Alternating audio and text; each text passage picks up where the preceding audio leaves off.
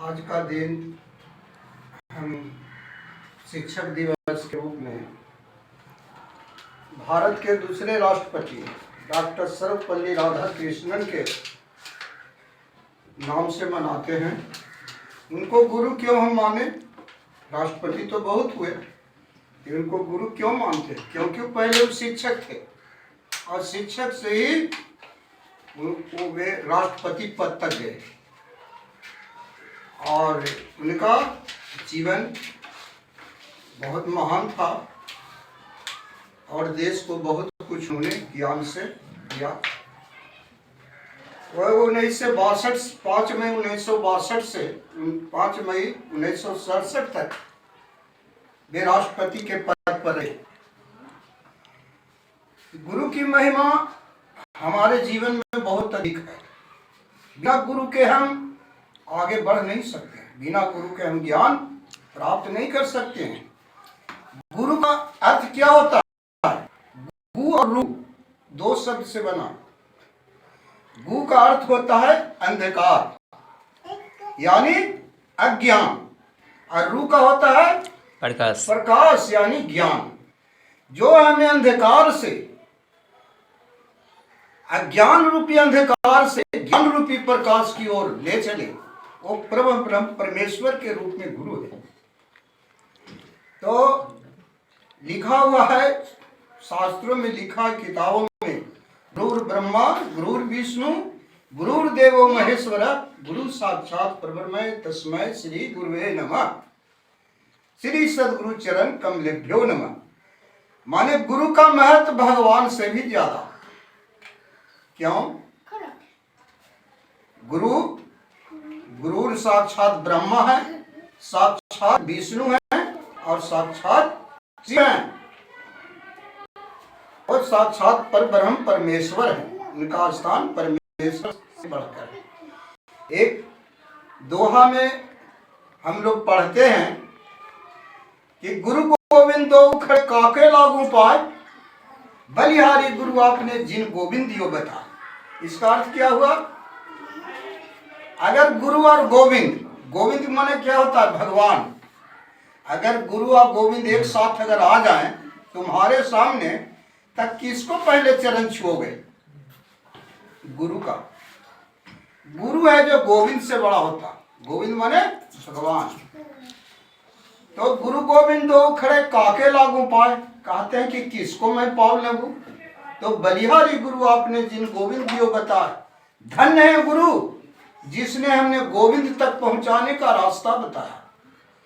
यानी ज्ञान के जरिए हमने भगवान के बारे में बताया। हम नहीं जानते थे कि भगवान कौन है और भगवान को भी इस धरती पर अवतार लेकर के गुरु का ही पैर पकड़ना पड़ा। गुरु के शरण में ही जा करके उनको ज्ञान अर्जित करना पड़ा। हमारे राम थे, उनके भी गुरु थे विश्वामित्र और उन्हें विश्वामित्र से शिक्षा लिया और तब उन्हें, और जितने भी जो जंगल में 14 वर्ष वनवास में रहे, तो उन्होंने गुरुओं से, मुनियों से जाकर के अस्त्र शस्त्र विद्या का ज्ञान अर्जित कर और तब जाके रावण जैसे दुष्ट राक्षस को उन्होंने संहार किया। तो ये गुरु की महिमा थी, गुरु का ही ज्ञान था। उन्होंने शस्त्र और शास्त्रों का ज्ञान गुरु से लिया। कृष्ण भी गुरु के बिना इस दुनिया में कोई कार्य नहीं किया। गुरु को उन्होंने भी पूजा। उस संदीपन ऋषि के आश्रम में कृष्ण और सुदामा दोनों मित्र जाकर के उन्होंने शिक्षा ग्रहण की। तब एक आदर्श कहलाए। तो गुरु के बिना हम नहीं रह सकते। इसलिए कहा गया है, शरीरम स्वरूपम वाक्कलत्रम जसत चारु चित्रम धनम मेरु तुल्यम मन चेन्नम लग्नम गुरुरो तम छि पद्मे ही पद्मे तदम किम ततः किम ततः किम ततः किम। कहा गया कि यदि शरीर रूपवान है, तुम्हारा शरीर सुंदर है, स्त्री भी सुंदर है और तुम्हारा जस और कीर्ति चारों दिशाओं में फैल रहा है, लेकिन और पर्वत, धन कितना है? मेरू पहाड़ के समान धन अथाह है। लेकिन अगर गुरु के चरणों में तुमने सर नहीं झुकाया, समझा? श्री चरणों में अगर तुमको आसक्ति नहीं है, प्रेम नहीं है गुरु के चरणों से, तो ये सब बेकार है।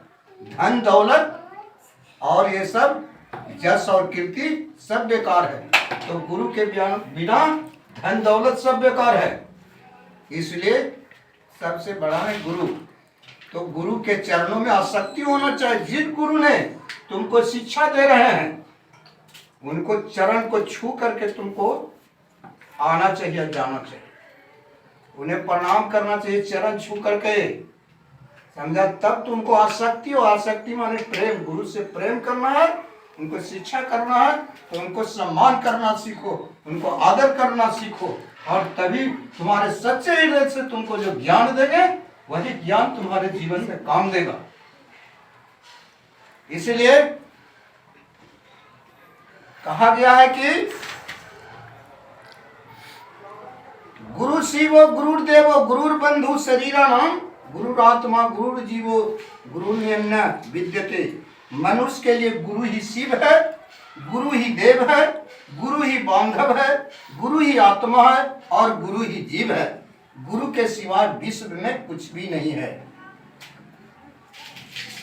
तो गुरु वह है जो जान परख कर शिष्य को दीक्षा देता है, और सिवाय शिष्य भी वह है जो जान परख कर गुरु बनाता है।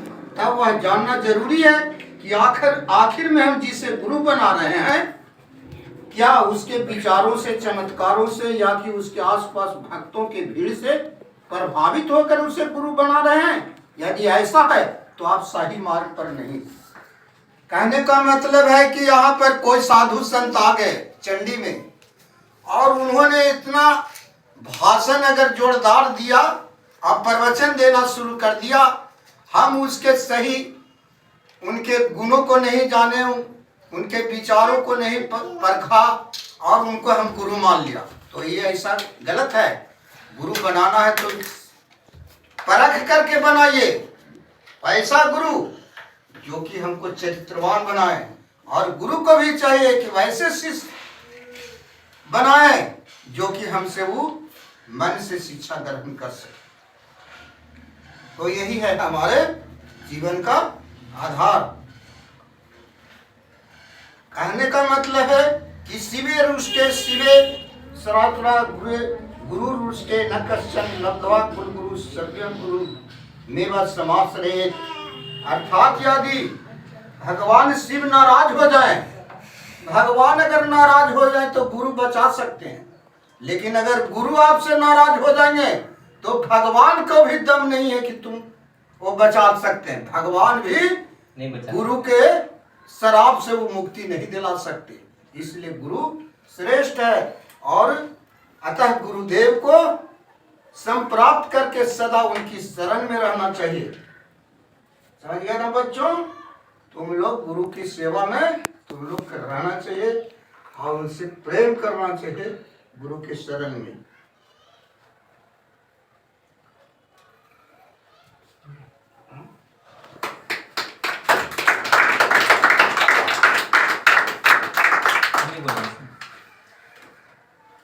मेरा नाम कुश कुमार है और ये मेरे गुरुजी हैं। मैं इनसे जीवन के अनुभवों के बारे में सीखता हूँ। जब भी मुझे पढ़ने से बोरिंग होता है, मैं इन्हीं के संपर्क में आ जाता हूँ और मैं इनसे काफ़ी कुछ सीखा हूँ। आप जितना गुरु से संपर्क बनाए रखेंगे अपने जीवन में, उतना ही आगे जाइएगा। मेरा मानना है कि जो जितना सच्चा, अच्छा और ईमानदार होता है, उसका संपर्क उतने ही सच्चे, अच्छे और ईमानदार व्यक्ति से हो जाते हैं। आप बुजुर्ग व्यक्ति का सम्मान कीजिए, क्योंकि आप हजारों किताब पढ़ लीजिएगा, लेकिन व्यवहारिक ज्ञान सीखना है तो आपको गुरु के संपर्क में आना ही पड़ेगा। आपको बुजुर्ग व्यक्ति के संपर्क में आना ही पड़ेगा, क्योंकि कोई भी बुजुर्ग व्यक्ति आपको 70 वर्ष का अनुभव कुछ ही महीनों में, कुछ ही घंटों में, कुछ ही पलों में और कुछ ही वर्षों में ही बता देते हैं। इसलिए गुरु का हमें सम्मान करना चाहिए, और जितना भी बुजुर्ग व्यक्ति हैं और जितना भी बुजुर्ग व्यक्ति हैं, बूढ़े व्यक्ति हैं, हमें उनका सम्मान करना चाहिए। धन्यवाद।